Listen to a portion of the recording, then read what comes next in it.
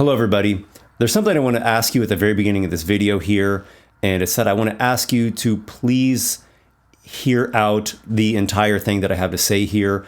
I'm just a bit concerned that if you only listen to part of it, you're going to maybe get the wrong impression. So I don't want anyone to get the wrong idea or to misunderstand me or misjudge me. So if you will, please just give me a little bit of trust or graciousness, and I'll do my best to keep this succinct. So I received a comment today. I found it thought-provoking, and I wanted to respond to the topic. So I'm not really specifically responding to this commenter. The focus here really is not about the individual who left the comment, but really the focus is about the discussion, about the topic itself. So when I read this comment, I immediately had a lot of thoughts and words in my head. I immediately found it very thought-provoking, and I thought, there's something that I need to say about this topic, about this concern, let's say. So the comment says, "You're attracting the radical OSR crowd with these videos. If your videos start leaning toward that ideology, there is going to be a big divide among your viewers.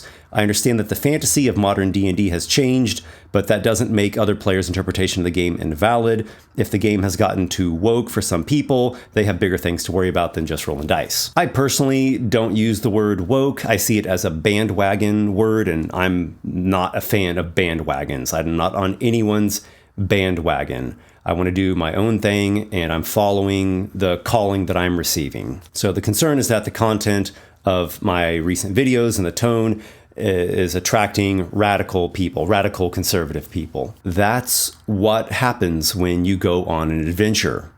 There's danger involved. There's peril. There's risks. There's threats. You're going to end up, attracting some kind of danger, right? When you go into the dungeon, you're going to end up attracting, monsters lurking in there, or there's like traps and pitfalls, but you gain experience in the dungeon as well. If you succeed at the adventure, then you potentially level up. There's treasure to be found in the dungeon as well, right? There's ancient relics to recover and gold and, this kind of a wisdom or knowledge you can gain. The alternative is don't go in the dungeon, don't go on an adventure, and play things safe. Well, safe, that's a curious word, because at the surface it may seem like you're playing it safe, but there's, I would argue, an even greater danger of not going on an adventure and, becoming the person who you are supposed to become, of not gaining experience and strengthening and developing through, navigating that perilous landscape. There's the danger of not being able to think for yourself. So it's either you expose yourself to failure and risk and danger, but potentially level up and strengthen in the process, or you keep things inside of a safety bubble and you basically just don't develop. You become sort of a puppet. So as I make videos that tread into a sphere that's more culture war and some political things involved in a way, spicier topics, controversies, I am worried. I'm terrified, actually, because there's now much more at stake now that I'm not playing things as safe. But adventure is calling to me, and I am responding. Along with the nerves and the fear, I also feel a lot of weight, like a weight of responsibility. And there's many levels of responsibility. I have this channel and this brand and a lot of people who, they're friends with me, or they like the things that I've classically done, or they believe in me, or they're playing in the community campaign that I'm coordinating, and I have the responsibility of my family. There's so much weight on me, and it's all, bearing down, like, don't screw up, don't say the wrong thing, don't piss off too many people.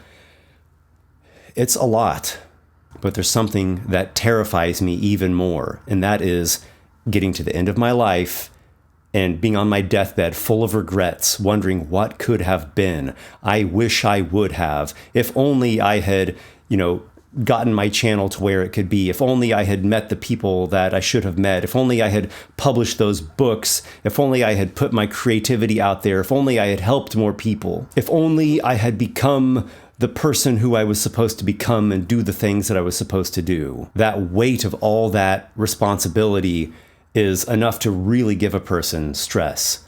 But the weight of regret, that's enough to crush your soul. So if you are an old school gamer, you are welcome here. And if you're a new school gamer, you are also welcome here. If you are right wing, you are welcome here. If you are left wing, you are welcome here. Whoever you are, you're welcome on my channel, in my community. As long as you're treating people with just, common decency, then you're welcome here. I don't always have the time to read every single comment and respond to every single message and email, but I really try, and I really try to listen to all sides. What I care about is RPGs and storytelling and world building. And I want those things to be great. I want us to keep progressing and keep raising the bar and, trying new things and at the same time respecting tradition. So if I really do care about that and I want to walk, that means I have to help everybody. I have to help all sides.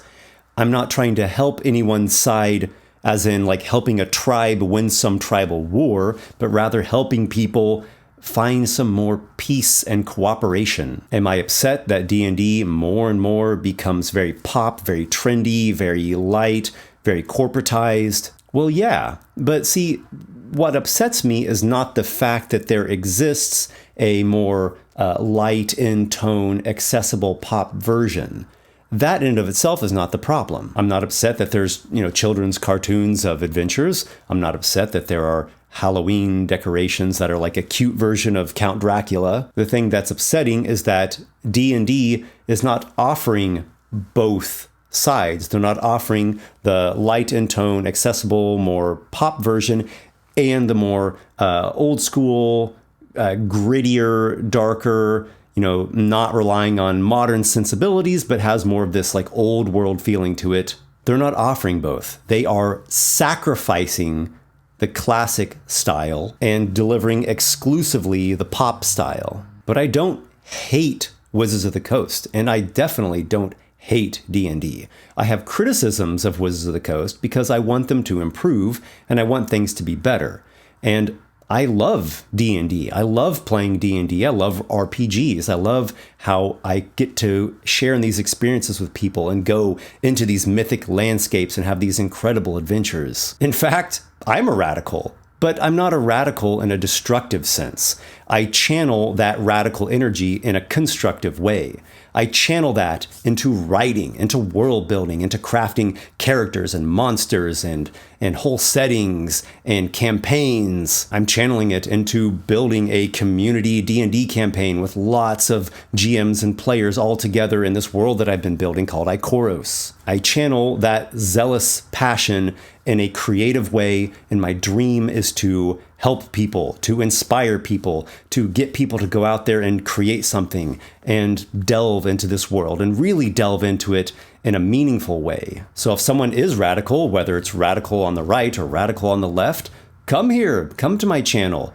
Hopefully you can learn something. Hopefully you can grow in some way. Hopefully you can get some new ideas. Hopefully you can find a way to just redirect your passion to be not so destructive and to be more constructive. We need both sides. I need both sides. I need all sides. Whatever your politics, your religion, your personality, etc., I need you all. And in certain ways, I relate to both sides. I relate to the side that's more traditional, practical, hardworking, suck it up, you have to do your duty. And I also relate to the side that's let's experiment, let's dream, let's dance, let's be creative, let's be okay with new ideas and new experiences and things being not quite so rigidly defined. One side of me is deeply rooted and respectful of traditions, and the other side of me is adventurous and an experimenter and wants to go way out there beyond the boundaries and explore into the unknown. The final thought that I want to leave you with is this. As this channel moves forward, I'm going to be doing a variety of different content. Some content is going to be kind of like this one in my open letter content. It's kind of a more nonfiction style. I will also continue to do the more creative content. I have an upcoming series called Gauntlet Runner. You're going to see a bunch of different people going through this dungeon challenge, this like hardcore solo dungeon run that I'm GMing. And I'm going to have more lore videos on the Brotherhood of Fjarlstead, the creative stuff and the nonfiction stuff, and it's all going to be here. Sometimes, and particularly on the nonfiction videos, I'm going to tread into an area that you're not sure about. Or I'm going to make an open letter to a figure that you may not like, and you're going to see that video and think, Esper, what are you doing? So I'm asking you to please just have a little bit of faith in me, a little bit of trust in me, okay? Even if you don't understand what I'm doing, there is a reason for this. There is a purpose for this. And it ultimately is serving a greater good. It's beyond politics. It's bigger than me. It's bigger than any of us. And I'm just doing my best to fulfill my role, to play my part, to contribute in what ways I can contribute. Thank you, everybody. Thank you for watching. Thank you for your comments. Thank you for the constructive criticism comments, all of that. I appreciate that from the bottom of my heart. I appreciate all the support everyone is showing me on Patreon and with buying my books and stuff. It all is helpful, and you all have my true gratitude. All right, that's what I've got for now. Until next time, my brave companions, may your adventures be many.